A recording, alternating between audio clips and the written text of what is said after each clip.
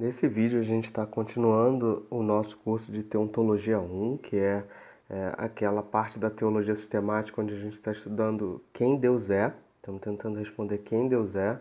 Na última aula nós começamos a falar sobre os atributos de Deus e a gente fez uma introdução, né, básica sobre os atributos de Deus, e nessa aula a gente vai realmente falar um por um de cada um dos atributos, vai começar a falar. Então a gente vai começar, na aula passada a gente fez a distinção entre os atributos comunicáveis e os atributos incomunicáveis. A gente vai começar o nosso estudo, como a maioria das teologias sistemáticas faz, pelos atributos incomunicáveis. Então esse é um slide da aula anterior, onde a gente definiu o que é um atributo incomunicável. São aqueles que são menos partilhados com as criaturas de Deus. A gente viu que essas definições são complicadas, né? Então a gente não diz que eles são completamente não partilhados, mas que eles são menos partilhados. Esses atributos incomunicáveis também são chamados de atributos negativos. Não porque eles sejam ruins, não é isso.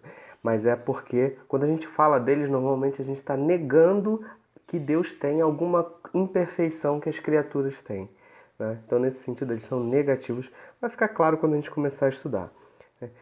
Normalmente, as teologias sistemáticas começam pelo atributo da independência, porque depois a gente vai ver que, de fato, o atributo da independência de Deus engloba todos os outros, né?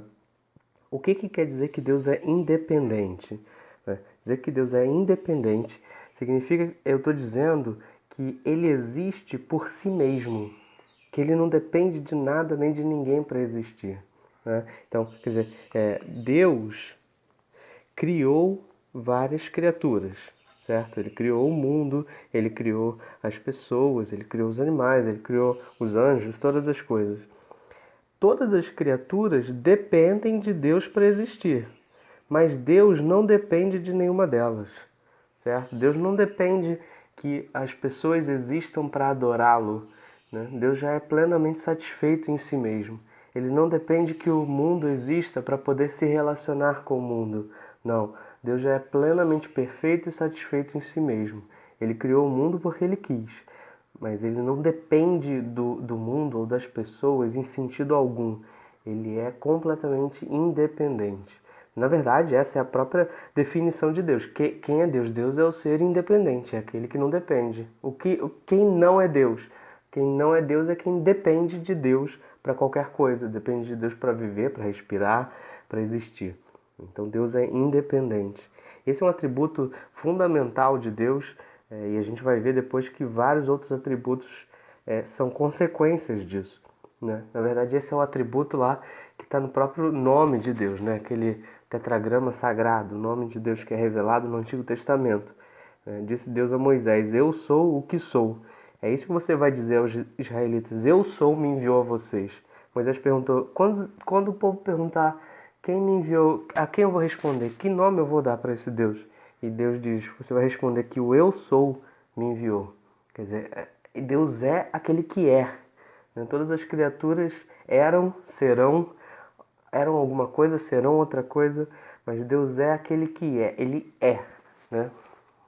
O verbo ser no presente se aplica especialmente a Deus. Ele é, né? Jesus vai dizer a mesma coisa. Quando vocês levantarem o Filho do Homem, saberão que eu sou, né? E que nada faço de mim mesmo. Quer dizer, então Deus é esse ser independente, aquele que é, né? Não aquele que era, né? Não apenas aquele que era, não apenas aquele que vai ser, mas aquele que é absolutamente. Ele é o ser absoluto. A independência de Deus é o fato de que ele é absoluto, certo?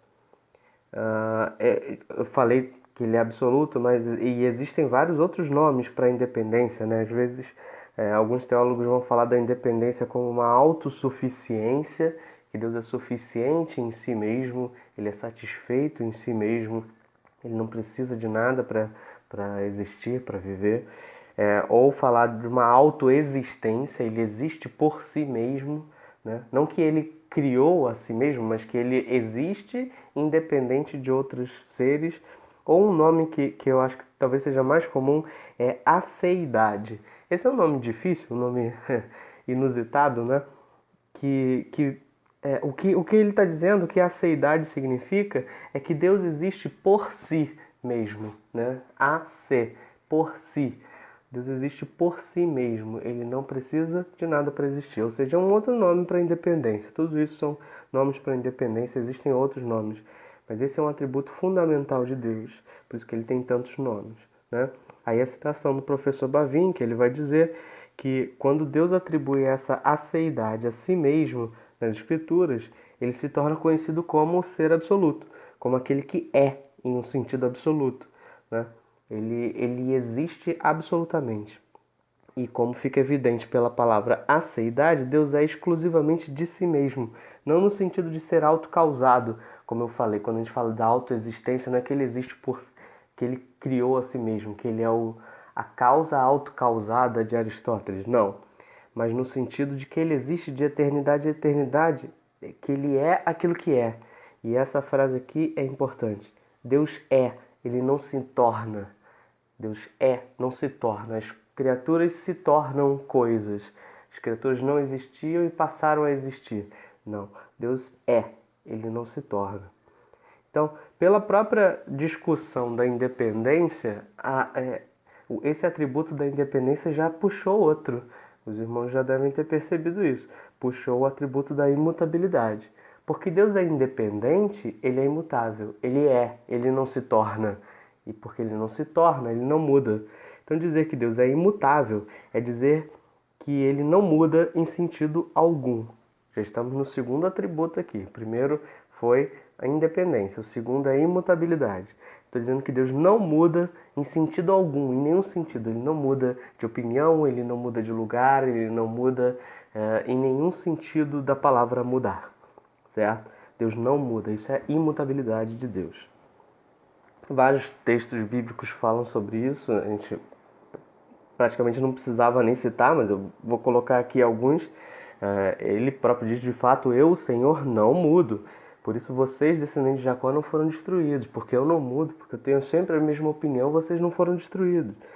Toda boa dádiva, todo dom perfeito vem do alto, descendo do Pai das luzes, que não muda, como sombras inconstantes. Deus não muda. Vários textos bíblicos falam sobre isso, que ele não muda. Vários textos bíblicos chamam Deus de a rocha. Em que sentido ele é a rocha? No sentido que ele não muda, que ele é imóvel, que você pode descansar sobre ele, ficar tranquilo, porque ele não vai mudar. Na verdade, a imutabilidade de Deus nos dá segurança, nos dá tranquilidade. É um atributo fundamental de Deus.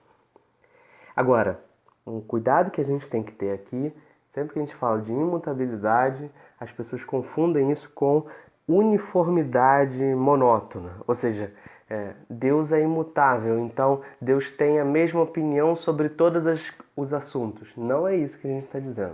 O que eu estou dizendo é que, na verdade, a Escritura é bem clara em dizer que Deus tem opiniões diferentes sobre assuntos diferentes.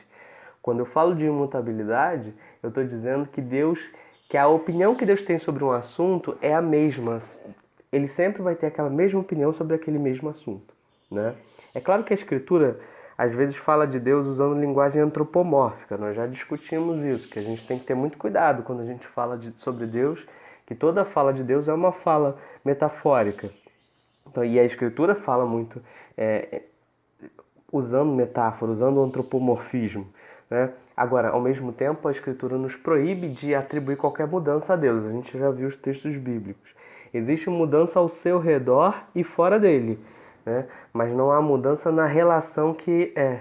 E existem mudanças nas relações que as pessoas têm com ele, mas não há mudança no próprio Deus, né? Tem vários exemplos sobre isso. Agostinho, Tomás de Aquino deram vários exemplos para tentar ilustrar isso. Eu vou me arriscar aqui a dar o meu exemplo, né? Imagine que você deixou um pão, um pedaço de pão e um biscoito creme cracker em cima da mesa, da noite para o dia. O que vai acontecer no dia seguinte? O que vai acontecer no dia seguinte é que o pão que era mole vai ficar duro. E o biscoito creme cracker, que era duro, vai ficar mole. Por quê? O ar que está em volta, a temperatura, a umidade, tudo isso, todo o ambiente, as características de temperatura, pressão, são exatamente as mesmas agindo sobre o pão e sobre o biscoito. Mas o pão é diferente do biscoito. E essas mesmas Esse mesmo ambiente agindo sobre o pão, deixou o pão que era mole, deixou ele duro. E agindo sobre o biscoito creme cracker, fez com que o biscoito que era duro ficasse mole. Ou seja, o ambiente não muda, o ambiente é exatamente o mesmo, mas a relação que o pão tem com esse ambiente e que o biscoito tem com esse ambiente são diferentes. Nesse sentido, Deus não muda, Deus é o mesmo, mas a relação que ele tem com o ímpio é uma relação de ira, e a relação que ele tem com o justo é uma relação de amor e de graça. Então, não é que Deus mude de opinião quando alguém é ímpio ou quando alguém é justo.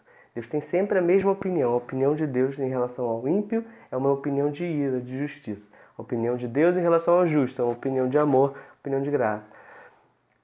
O que acontece é que as pessoas mudam, né? Deus não muda, mas como as pessoas mudam, a relação de Deus com as pessoas muda. É isso que Bavinck está dizendo aqui, que existe mudança ao seu redor, existe mudança na relação que as pessoas têm com Deus, mas não há mudança no próprio Deus, certo? Esse atributo da imutabilidade é um atributo fundamental de Deus. A gente já viu vários textos bíblicos sobre isso, né? Agora perceba uma coisa que eu falei antes e eu vou repetir agora. De certa forma, você pode enxergar que a imutabilidade de Deus é uma consequência da independência. Deus é imutável exatamente porque ele é independente. Se Deus fosse dependente de algum outro ser, Deus teria que mudar por causa desse outro ser. Mas porque Deus é independente, ele não muda, certo? Então, de certa forma, a independência a imutabilidade pressupõe a independência. Mas, ao mesmo tempo, a imutabilidade abrange vários outros atributos, né? Deus não muda em sentido nenhum. Então, por exemplo, Deus não muda de opinião. A opinião que Deus tem sobre uma coisa é sempre a mesma opinião que ele vai sempre ter. O que é isso? Outro nome para isso? Justiça. O fato de que Deus não muda de opinião significa que ele é justo. Deus não muda de lugar, ele não sai de um lugar e vai para outro, ele está em todos os lugares. O que é isso? Isso é onipresença, certo? Deus não muda de nível de conhecimento, ele não passa a conhecer coisas novas. O que é isso? Onisciência. Então, de fato, muitos, se não todos os outros atributos de Deus são consequência da imutabilidade. Então, e que, por sua vez, é consequência da independência. Então, a independência e a imutabilidade são os atributos aí fundamentais de Deus. É por isso que a gente está começando o nosso estudo a partir deles, né? E nos próximos vídeos a gente vai continuar estudando. Aqui a gente não falou sobre todos os atributos incomunicáveis. Ainda vai ter vários outros atributos incomunicáveis que a gente vai ver nos próximos vídeos. E depois a gente ainda vai falar sobre os atributos comunicáveis. Então essa aqui foi só a parte 2 do estudo dos atributos de Deus. Ainda tem várias outras partes por aí. Então fique ligado aí.